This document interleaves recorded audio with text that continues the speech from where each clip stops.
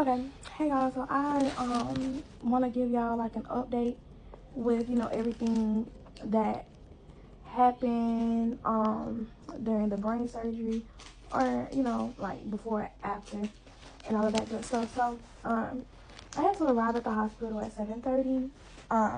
The surgery started at 9. All of this is 8 a.m. of course. Surgery was right on time. They prepped me.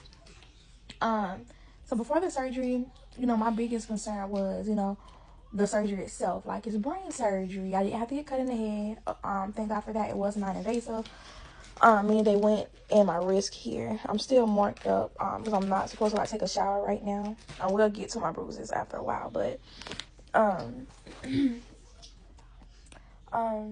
yeah. So anyway, they wheeled me back to the operating room.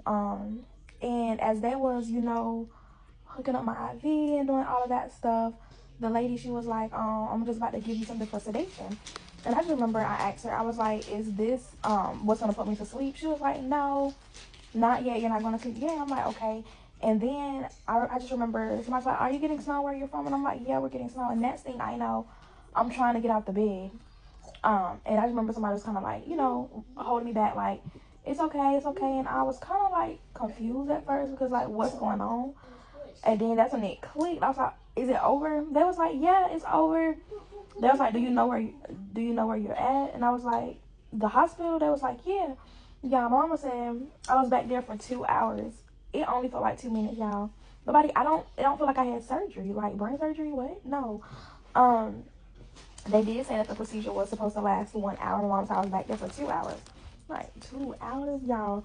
So whoever had to have brain surgery, the surgery itself is not the scary part.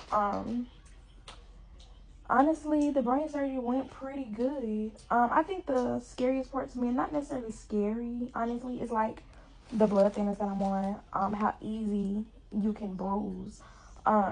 Because right here, I am pretty bruised up, y'all. And I'm dark skinned, so if I'm looking like this, you can tell I'm really bruised.